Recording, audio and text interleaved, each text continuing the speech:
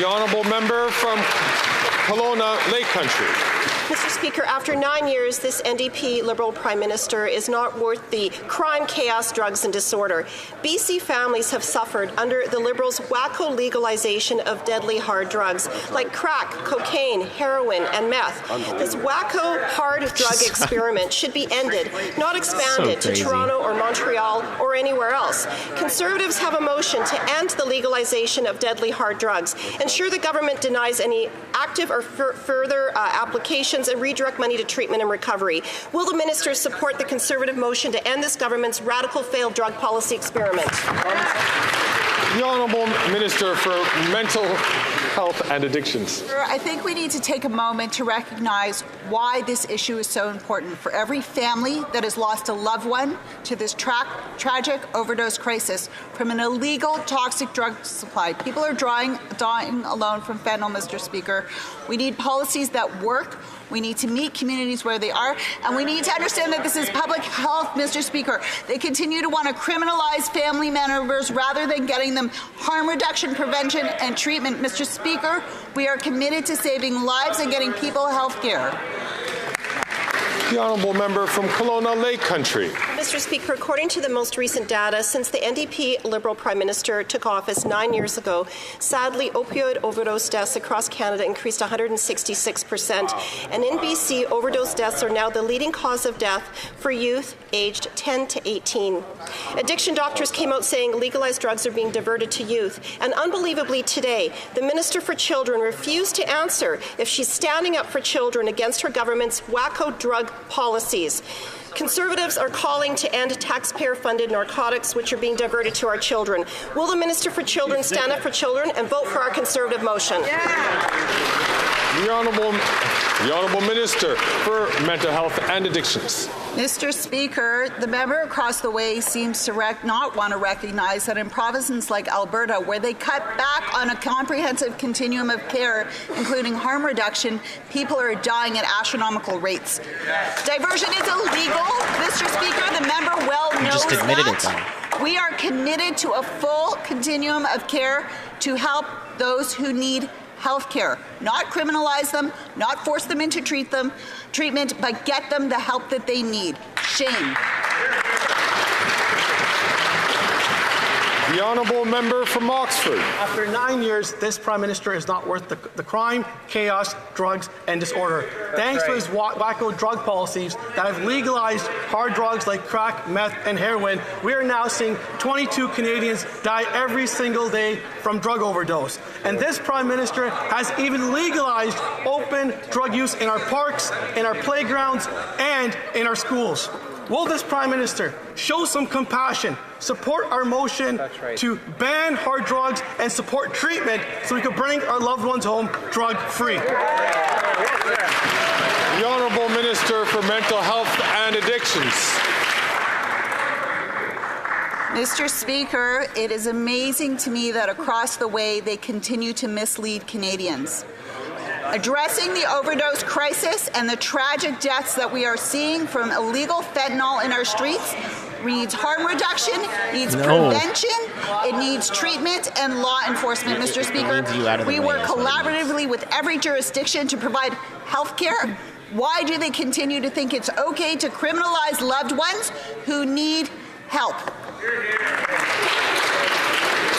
The honourable member from Peterborough, Kawartha.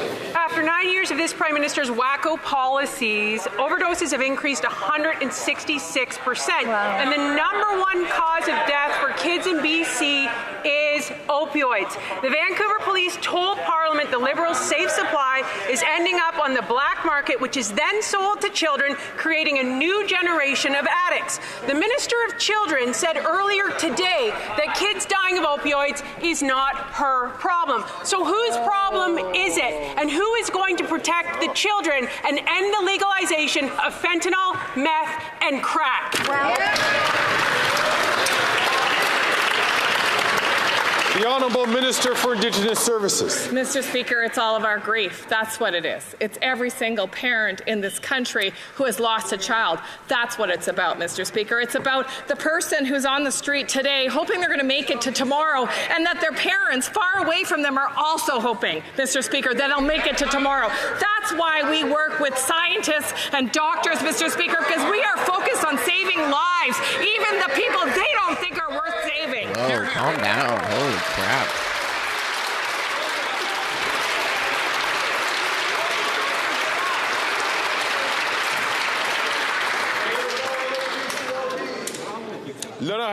The Honourable Member for Joliette.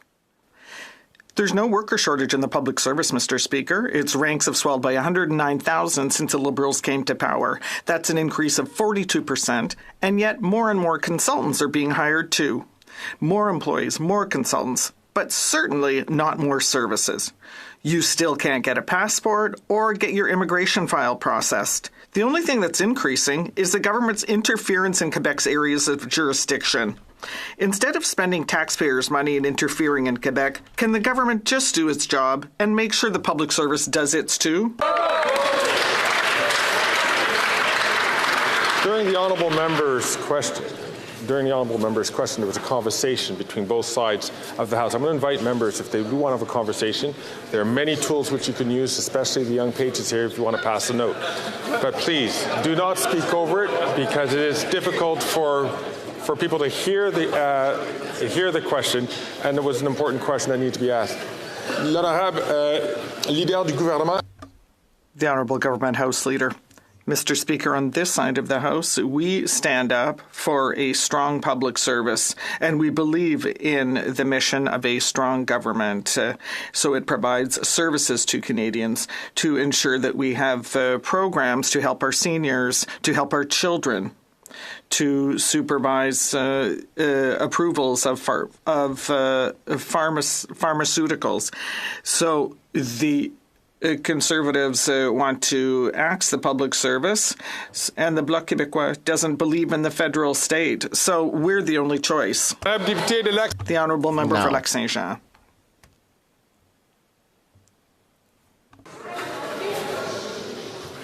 Encore une fois. Once again,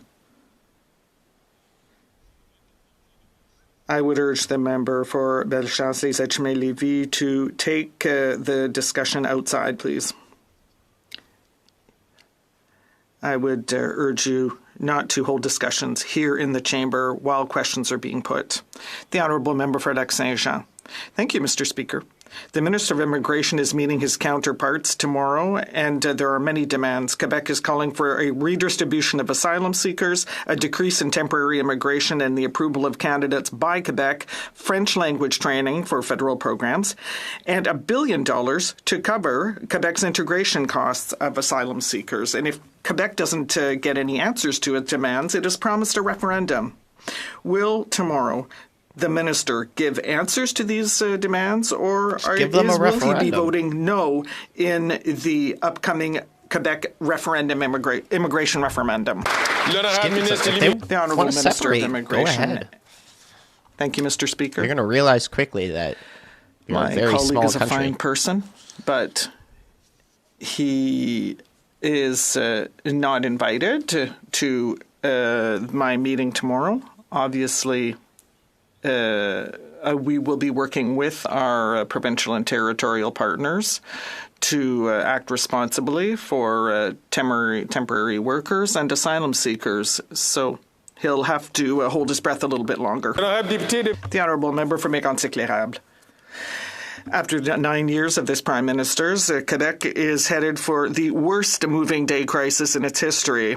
This PM's inflationary spending has doubled rent costs and forced citizens, like the lady we heard about in the papers, to live in their minivans. In Quebec, everyone knows that July 1st is going to be catastrophic, but the minister confirmed this morning that he knows nothing about this. Can the Prime Minister tell us how many Quebecers are going to be living in the streets on July 1st because of his minister's ignorance? The Honourable Minister of Public Services and Procurement.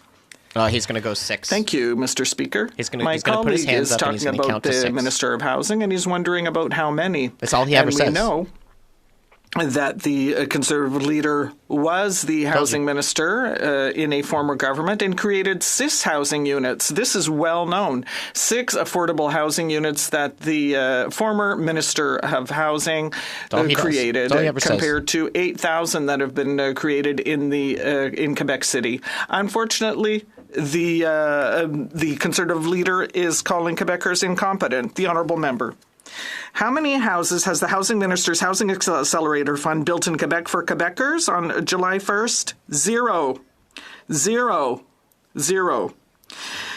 July 1st is coming up. And after 9 years of this Prime Minister's failures, after billions of budget money that was voted for by the Bloc, the Minister cannot tell Quebecers how many houses are going to be ready for July 1st. The crisis is serious. People are considering suicide because they have no homes. Will the Prime Minister finally admit that he has failed and finally build houses instead of building bureaucracy in order to house Quebecers? The Honourable Minister of Public Services and Procurement. He's going to go 6. Mr. Speaker, my colleague puts an excellent question. How many houses that were built by the $1.8 billion that the Canadian government has created? 8,000, Mr. Speaker. We are very pleased to say so publicly. Unfortunately, that's a pretty bad comparison given the 6 affordable housing units that were created by the former Prime Minister of Housing, currently the Conservative leader, and that's across the whole country. All he keeps doing 6. The honourable member for Beauce. Mr. Speaker, after 9 years of this Bloc Liberal government, 3 months. Yes, Bloc Liberal, because the Bloc voted for $500 billion of budget money to be used on inflationary spending that has increased the price of everything. Housing, interest rates, groceries, everything is more expensive, even voting for the Bloc. When will this Prime Minister stop his wasteful spending so that Quebecers can finally live in houses instead of living in their vehicles? The Honourable Minister of Innovation. Mr. Speaker, the people who are watching us at home must have had burning ears because now we're talking about Bloc Liberals. But you know what, Mr. Speaker? On this side of the House, we know that we can't build houses with slogans. You can't grow an economy with bad advertising, as we see on the other side. We can't build the future by asking questions. We build a country by investing, and that is what we did by investing in families, by investing in housing, by investing in economic growth. Mr. Speaker, Canada is a 21st century country. We should be proud of that. The Honourable Member for Pontiac. Mr. Speaker, our sisters across the border no longer have safe access to abortion. And that thing could come here. Simone de Beauvoir said... Why are we talking about something that's in the States? Whether it be a political or economic crisis, why does it take these crises to bring forward the rights of women? Because we are never sure what is going to happen. So can the honourable member guarantee that the Liberals will always protect women's rights and freedoms? The honourable minister. Throughout the world, Canada is synonym of promises and freedom. When I returned to Chile, I realized that you have no rights if you're pregnant. For the second time, Canada saved me by allowing me to have a legal and safe abortion for a future that I had chosen. At that time and today, for me, as for so many women, this Canadian freedom becomes so meaningful. Why are the Conservatives attacking the freedom for women to choose?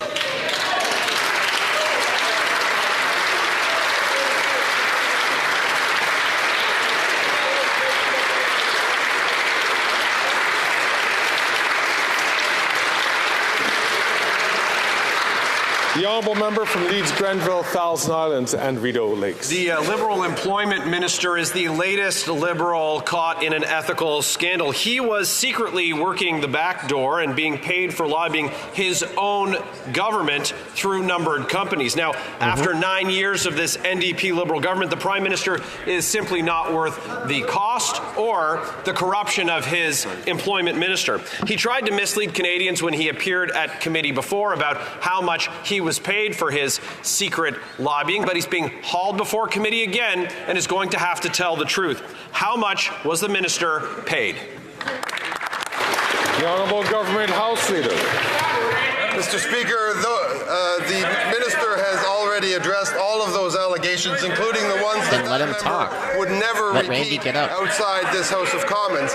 But this bad couple of weeks for the Conservative Party, no surprise, they want to distract. You know, Diagolon, white extremists, now the right to choose being put on the table, Mr. Speaker. The owner of Diagolon said himself he has no bearing. He does not support Pierre. He doesn't support a Conservative Party. They don't support anything. Very, very bad couple of weeks, Mr. Speaker. I don't know why they keep dropping that. And then this whole thing with the abortion. Pierre has never said he's going to rip up human rights for women. He's never said that. Speaker, not these once. Liberals would beg for a week like this Conservative Party just had. They can look at fundraising numbers, they can look at polling numbers, and of course they can look at newspapers and see that another one of their ministers is caught in an ethical scandal. Like this Prime Minister who got caught breaking the law. Like this Public Safety Minister who got caught breaking the law and then tried to appoint his sister-in-law to be the Ethics Commissioner. These Liberals can't seem to help themselves. The Employment Minister was illegally lobbying, cashing checks while he put $110 million of taxpayer money out the door. Will they support an RCMP investigation?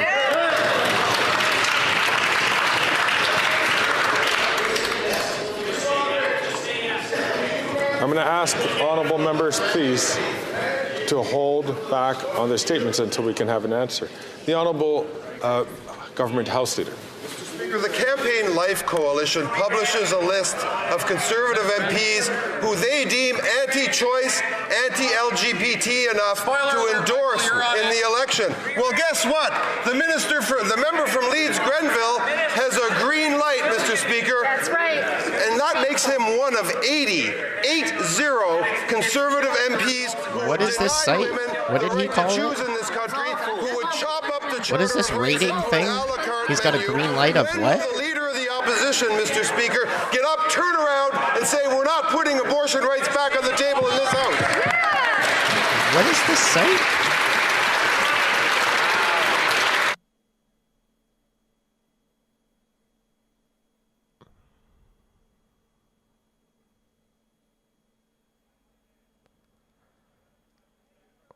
What are we conferring about now? What's the issue?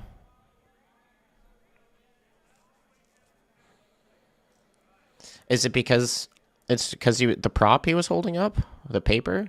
Or no? Or why are we taking so long to confer about this?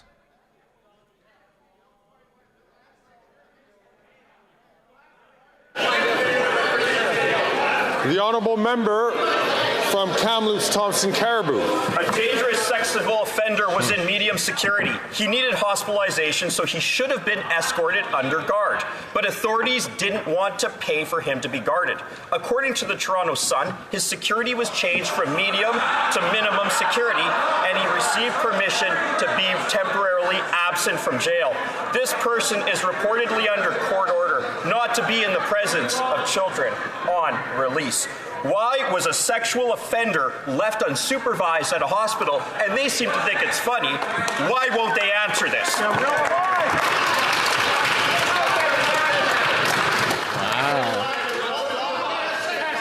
Things are turning up the heat now. Colleagues.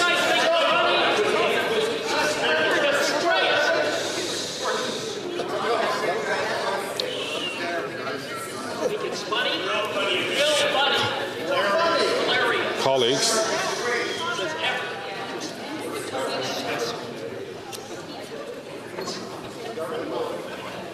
The Honourable Minister for Public Safety.